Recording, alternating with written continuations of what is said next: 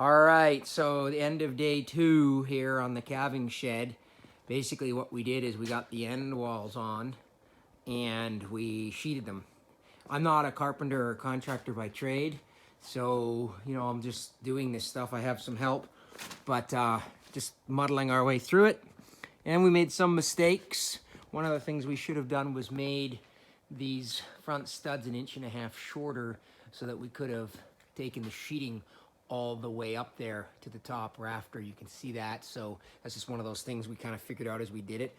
Now I'm really not going to get my panties in a bunch about it because this is a calving shed and the cows aren't going to care, and it's still super sturdy, and it doesn't need to be perfect, but obviously as we make mistakes on the first one, the next 7 will get better and better. But we managed to get it all sheeted there with 3/4 inch plywood, which may or may not be overkill, but I just think it's important because when cattle are rubbing on this thing, I don't want it to move, and it won't. It's stupidly solid. Anyone that's built anything with me knows because I'm not a carpenter or an engineer or contractor, I just over-engineer everything. And I just use thicker material and bigger material and better material. And I figure that's how I compensate for my lack of knowledge. But pretty straightforward if you've never built anything like this. It's just building the base, using lots of 45 angles wherever you can. I'm a big proponent of using steel wherever I can, just putting things together, and sheeting with the thickest plywood you can afford to do that with so that it all holds together.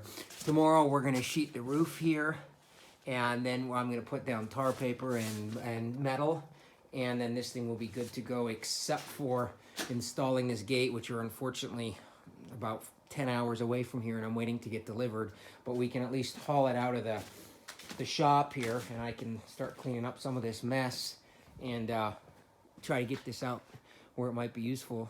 I've got anywhere from 11 days, actually less than that, because the cows can have a calf from 279 to 283, which means she could in theory have her first calf on the 8th of February. Today's what, the 1st, 2nd? So we got to hustle here. But that's what we've managed to get on day 2.